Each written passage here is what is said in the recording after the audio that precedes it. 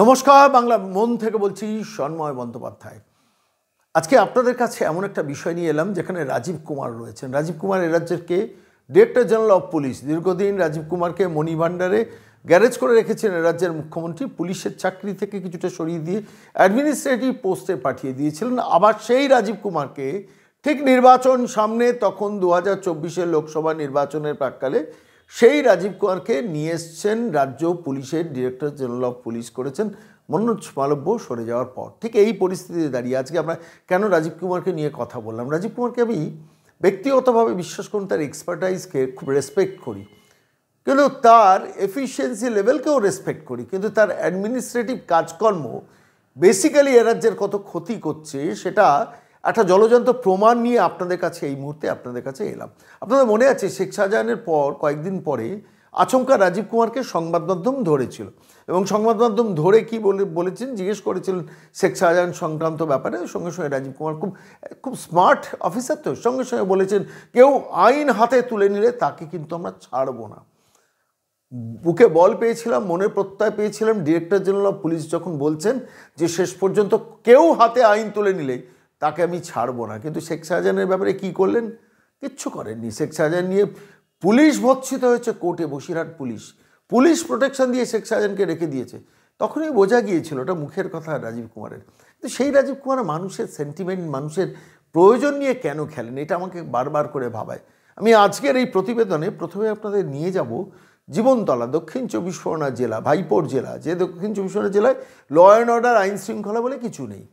সেই দক্ষিণ 24 পরগনা জেলায় মাধ্যমিক পরীক্ষার সময় মাইক্রোফোন বাজিয়ে রমরম করে তৃণমূল নেতাদের অনুষ্ঠান চলছে। তার একটা ভিডিও আপনাদের কাছে দেখাবো। পিয়ালি মিলন সংঘ, জায়গার নাম কি জীবনতলা থানার অধীন, সেখানে পিয়ালি মিলন সংঘ বিশাল করে চারদিক ধরে ঘিরে মাইক্রোফোন লাগিয়ে র্যান্ডাম চিৎকার করে যাচ্ছেন একদম, এবং একটার পর একটা অনুষ্ঠান করছেন। এই প্রতিবেদন যখন পেশ করছি তখনও সেখানে মাইক্রোফোন চালু হয়ে গেছে এবং সেখানে খেলা শুরু হয়ে গেছে।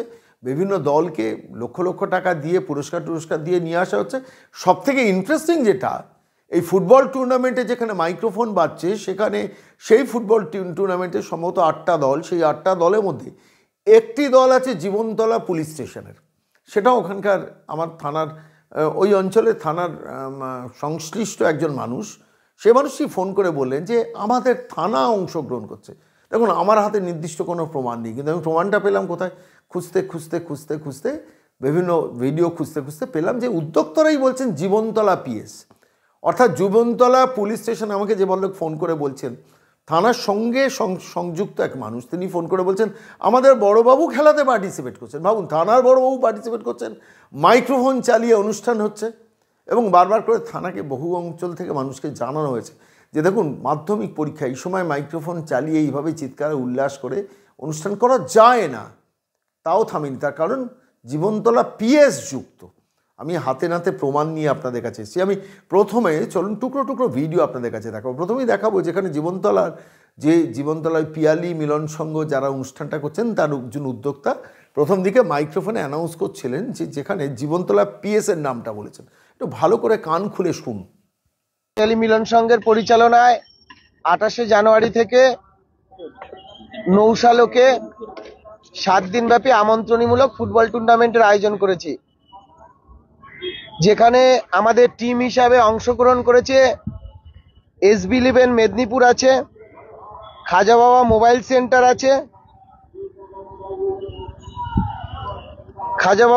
সেন্টার আছে, SS কনস্ট্রাকশন আছে, সালমান খান ফাউন্ডেশন আছে, গ্যালাক্সি ইউনাইটেড আছে, জীবনতলা পিএস আছেন।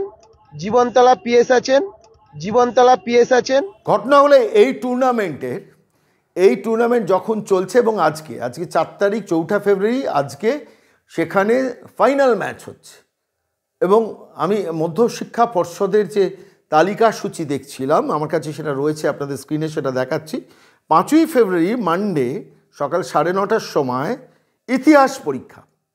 আর যখন এই টুর্নামেন্ট শুরু হয়েছে চলছে, 2nd ফেব্রুয়ারি ফার্স্ট ল্যাঙ্গুয়েজ, 3rd ফেব্রুয়ারি সেকেন্ড ল্যাঙ্গুয়েজ গেছে।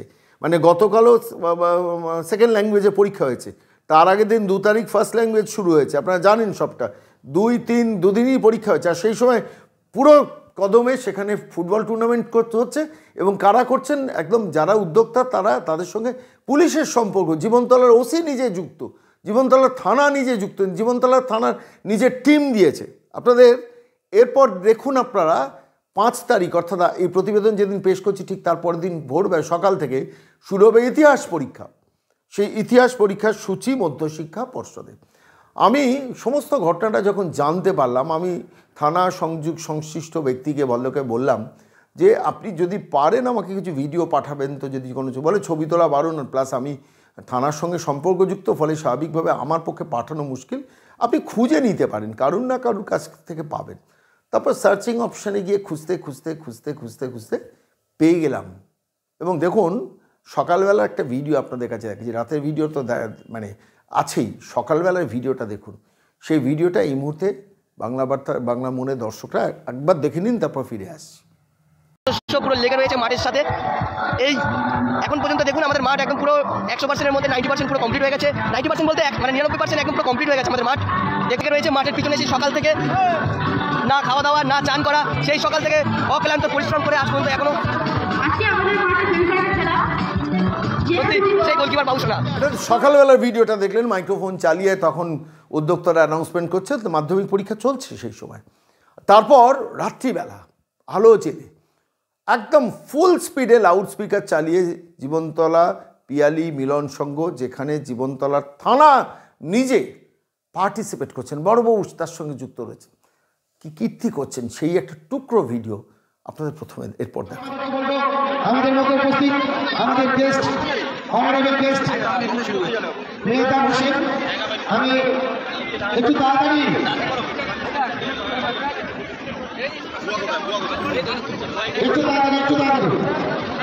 আমি মেহতাবকে সাহস করে মেহতাব হোসেনকে বড় করে দিচ্ছেন আমাদের সভাপতি চারজন।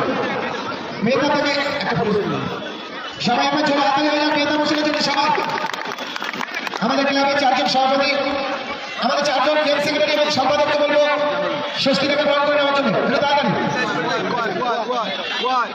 আমাদের 4 জন গেম সেক্রেটারি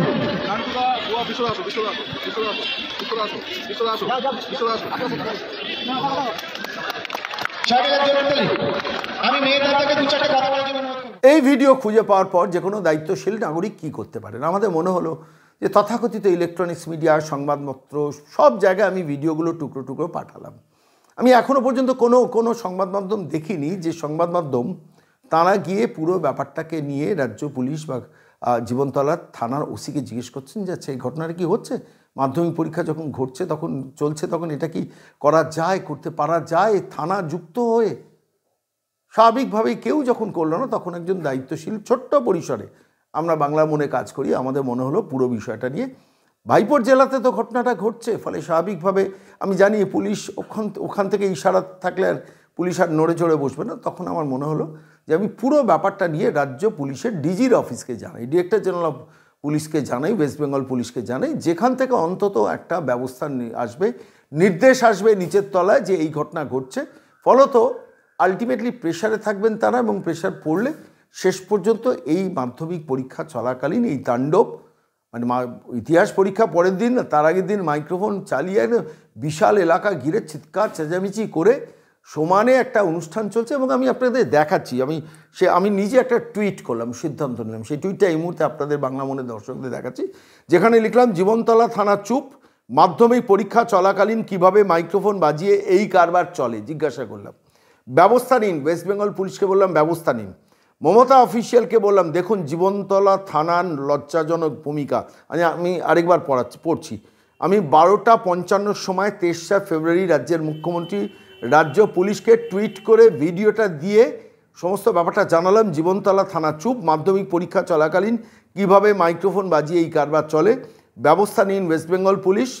মমতা অফিসিয়াল দেখুন জীবনতলা থানার লজ্জাজনক ভূমিকা। এটা আমি 23 ফেব্রুয়ারি 12:55 সময় আমি নিজে টুইট করলাম। আমার কোনো একটা জায়গায় মনে হয়েছিল শেষ পর্যন্ত হয়তো জীবনতলা থানাকে বলা হবে যে immediately close down the shutter, অন্তত মাধ্যমিক পরীক্ষা শেষ না হলে এই অনুষ্ঠানে মাইক্রোফোন জ্বালিয়ে এইসব কাজ কারবার করা যাবে না।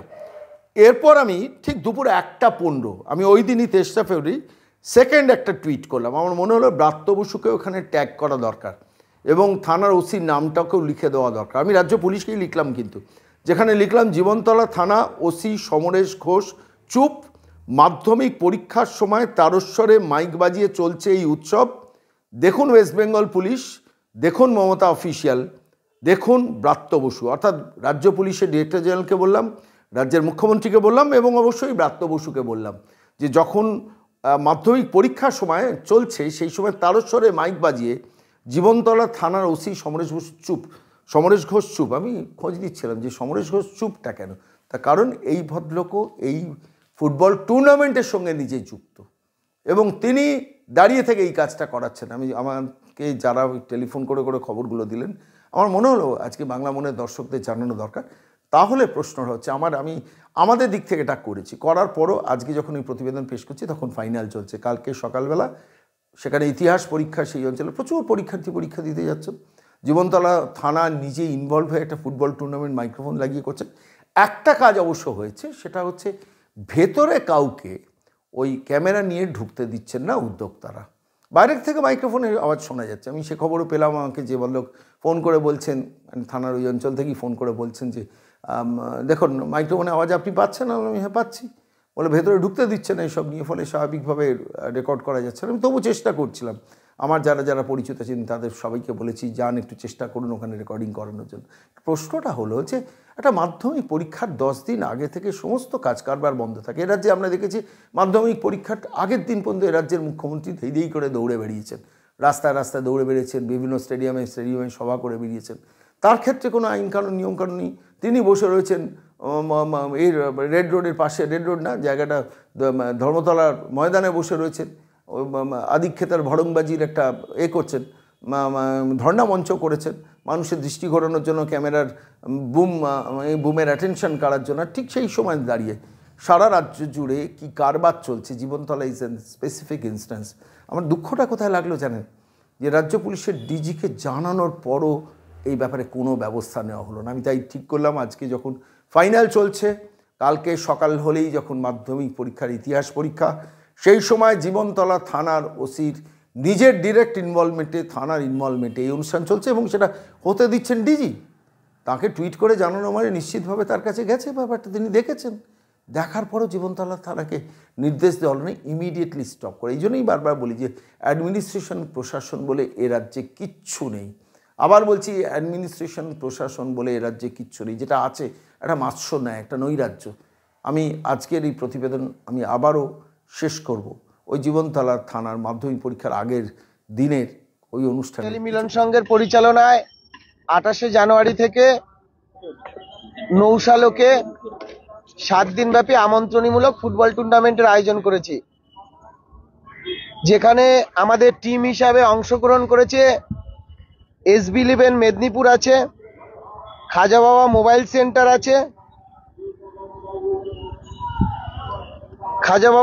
সেন্টার আছে, SS কনস্ট্রাকশন আছে, সালমান খান ফাউন্ডেশন আছে, গ্যালাক্সি ইউনাইটেড আছে, জীবনতলা PS আছেন। हम लोग जितने भी लॉ उसके खिलाफ सख्त कार्रवाई करेंगे, जिसने भी लॉ को तोड़ा है। Thank you.